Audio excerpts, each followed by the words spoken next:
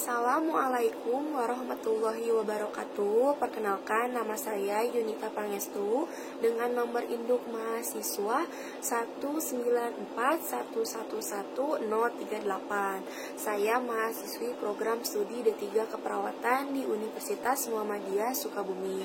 Pada video kali ini saya akan membahas apa itu kebutuhan nutrisi bagi ibu menyusui, karena itu sangat berkaitan erat dengan produksi ASI yang akan dihasilkan oleh si ibu, karena susunya itu akan diminum oleh si bayi, yang mana akan mempengaruhi tumbuh kembang bayinya. Jadi sangat penting kebutuhan nutrisi bagi ibu menyusui itu.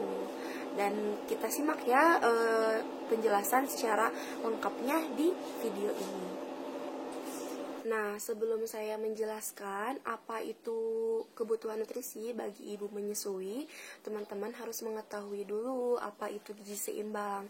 Gizi seimbang ialah susunan pangan sehari-hari yang memiliki zat-zat gizi dalam jenis dan jumlah yang sesuai dengan kebutuhan tubuh, dengan memperhatikan prinsipnya, yaitu keanekaragaman atau variasi makanan, aktivitas fisik, kebersihan, dan berat badan ideal. Gizi seimbang itu mempunyai 3 zat utama. Yang pertama itu ada zat tenaga yang terdiri dari karbohidrat dan lemak. Ada yang kedua itu ada zat pembangun yang terdiri dari protein. Yang ketiga itu ada zat pengatur yang terdiri dari vitamin dan mineral. Nah, tadi kan kita sudah membahas ya apa itu gizi seimbang. Sekarang kita akan membahas sesuai dengan tema kita hari ini, yaitu gizi seimbang pada ibu menyusui. Nah, gizi seimbang pada ibu menyusui itu dapat diartikan konsumsi makanan kebutuhan ibu menyusui harus memenuhi kebutuhan untuk dirinya dan untuk pertumbuhan serta perkembangan pada bayinya. Gizi seimbang pada ibu menyusui itu sangat penting bagi ibu menyusui karena sangat erat kaitannya dengan produksi air susu. Oleh karena itu, pemenuhan gizi yang baik pada ibu menyusui akan mempengaruhi status gizi ibu menyusui dan tumbuh kembang anaknya. Komponen-komponen ASI itu diambilnya dari tubuh si ibu, sehingga harus digantikan oleh makanan yang cukup bagi ibu menyusui. Oleh karena itu, zat gizi pada ibu menyusui itu lebih banyak dibandingkan pada orang yang tidak menyusui atau pada masa kehamilan. Namun tetap harus memperhatikan keanekaragaman dan porsi pangan yang sesuai dengan kebutuhan tubuh ibu sendiri. Manfaat gizi seimbang pada ibu menyusui. Yang pertama itu untuk melakukan aktivitas. Yang kedua, melakukan berbagai proses di dalam tubuh. Yang ketiga, mengembalikan alat-alat kandungan keadaan sebelum hamil. Yang keempat, sebagai cadangan dalam tubuh. Yang kelima, sangat erat kaitannya dengan produksi ASI yang diperlukan untuk pertumbuhan bayi. Nah, jika si ibu itu berhasil memenuhi gizi seimbang saat menyusui, maka pertumbuhan bayi juga akan berhasil dan tubuh ibu bisa menjadi sehat dan kuat, serta kualitas dan kuantitas produksi ASI menjadi baik. Apa saja sih sumber makanan bergizi? Yang pertama itu ada karbohidrat. Di mana-mana karbo itu udah pasti nasi ya. Nasi, bihun, jagung, umbi-umbian. Nah, yang kedua itu ada protein hewani, ada ikan, ada unggas, ada susu, ada telur. Kalau misalkan yang ketiga itu ada protein nabati, kita bisa mendapatkannya dari tempe, tahu, kacang-kacangan. Yang terakhir itu ada dari lemak, itu yang terdapat dari omega 3 dan omega 6. Omega 3 itu ada kayak ikan tongkol, tenggiri, tuna. Kalau misalkan contohnya di omega 6 itu ada minyak salmon, ada minyak bunga matahari ya. Nah, yang belum tahu apa itu omega 3 dan omega 6, DHA merupakan asam lemak omega 3 yang penting dan dibutuhkan oleh bayi untuk perkembangan otak. Ibu dapat memperkaya DHA dalam ASI dengan mengkonsumsi ikan 2-3 kali per minggu. Nah, omega 3 dan omega 6 ini contohnya tadi kan udah disebutkan ya.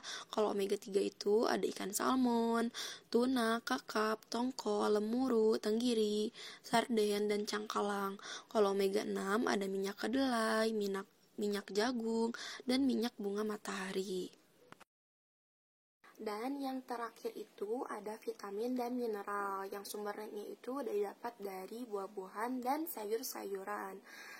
Jenis mineral dan vitamin. Yang pertama itu ada zat besi.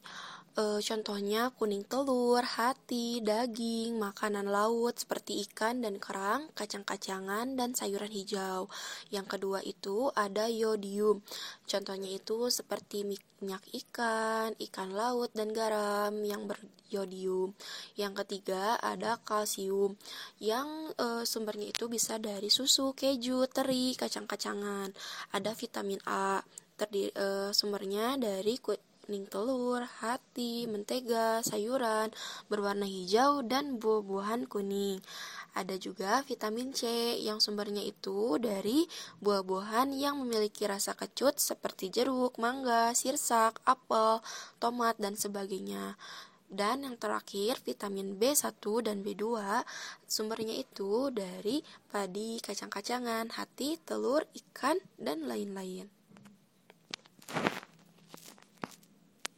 Lalu ada pantangan ibu menyusui. Katanya kan ibu menyusui itu nggak boleh makan ini, nggak boleh itu. Beberapa pantangan itu kan beredar ya di masyarakat. Nah sekarang kita lihat kebenarannya benar atau enggak itu ya. Yang pertama, ibu dilarang makan ikan laut karena dianggap akan menyebabkan ASI menjadi amis. Faktanya, kandungan ikan laut seperti protein, mineral, dan lemak sangat bagus untuk tumbuh kembang bayi. Yang kedua, ibu menyusui tidak diperbolehkan untuk minum es karena dapat membuat bayi menjadi besar. Faktanya, minum es tidak ada hubungannya dengan perkembangan bayi. Yang ketiga, ibu menyusui tidak boleh makan makanan yang pedas karena dapat menyebabkan alergi.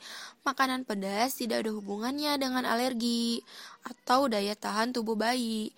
Makanan pedas dan bergas secara normal ditoleransi oleh kebanyakan bayi. Namun, pada dasarnya tidak ada makanan tertentu yang harus dihindari pada ibu menyusui. Beberapa bumbu dengan rasa yang kuat seperti kare dapat mempengaruhi ASI, namun tidak memberikan efek yang buruk pada bayi. Bila ibu merasakan kekecewaan pada bayinya, tidak ada ruginya bagi ibu untuk tidak mengonsumsi makanan tersebut lagi.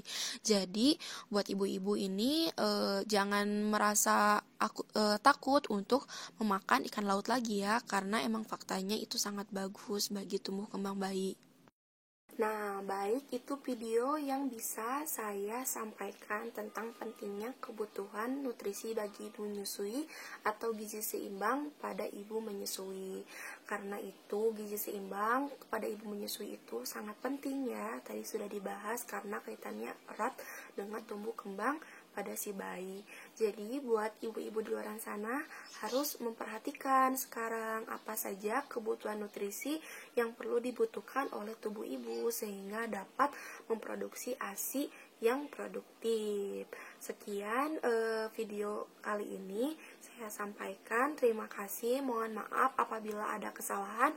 Wassalamualaikum warahmatullahi wabarakatuh.